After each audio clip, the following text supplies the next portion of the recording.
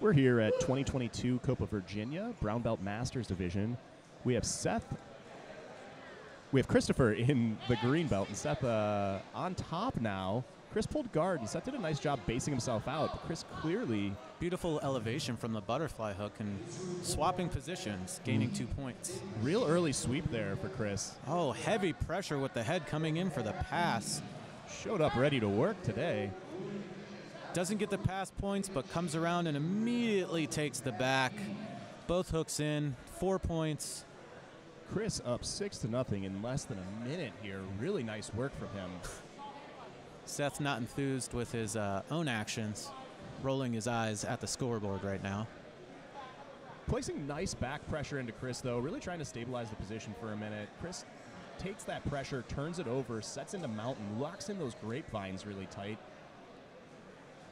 And the 4 points for that mount transition are now on the board. Halting the match right now. We're about a minute in already, and it is 10-0.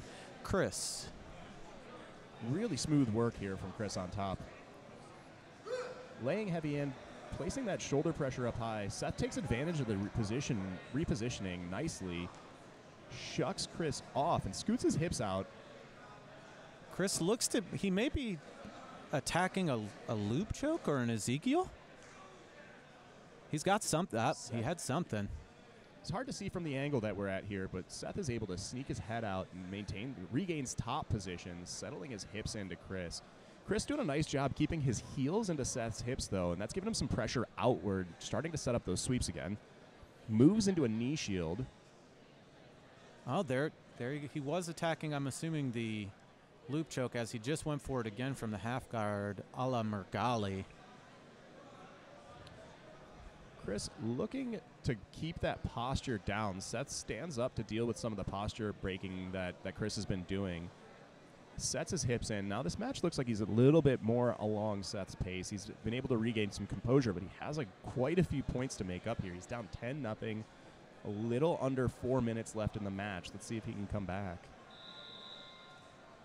Again, stepping into that butterfly hook. Chris very comfortable playing that knee shield and the shallow de la Hiva hook, looking to continue to sweep. Seth leaning back on his haunches, trying to keep a good posture, possibly to spring forward and come through the guard. Chris takes advantage of that position, comes and sweeps him right into his butterfly. Immediately after, Seth sits up, reaches back for that belt. Now he's trying to break Chris's posture down, pull his weight on top of him, and load him up onto those butterflies that Seth has down underneath. But Chris is doing a really nice job keeping his weight in his hips, on his heels, nice and low. Right now, Seth pulling out the leg, coming in looking for the triangle, and Chris being very wary and coming out.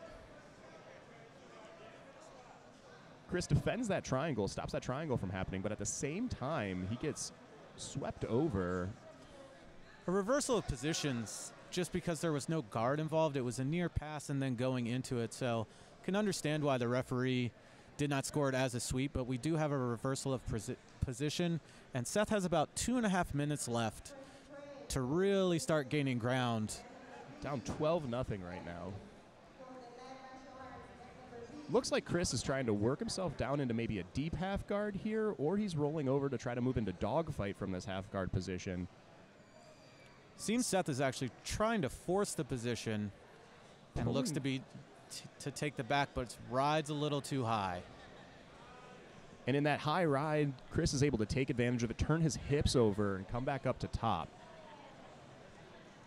So yet another reversal of position there. No points scored on it.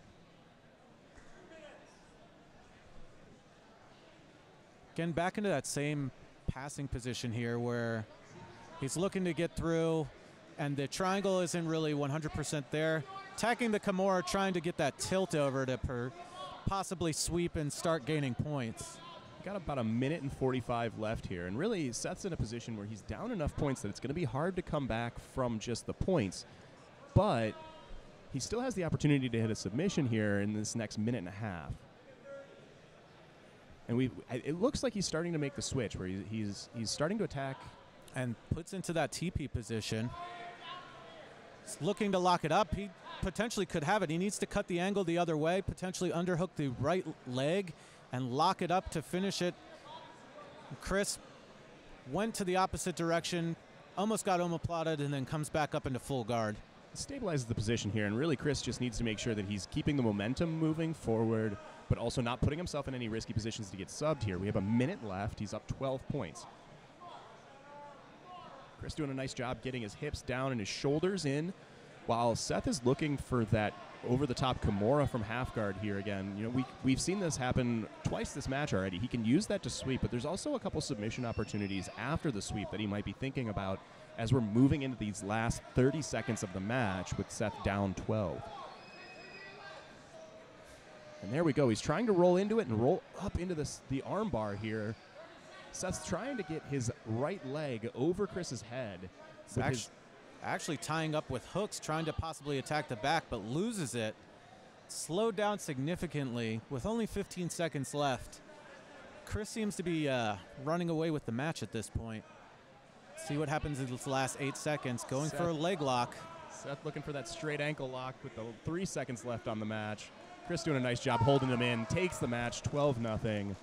Dominant performance in the early stages of the match from Chris. Just really hard to come back from Seth. It was a nice look from both of them, especially in the second half there, but so much early scoring takes the match for Chris.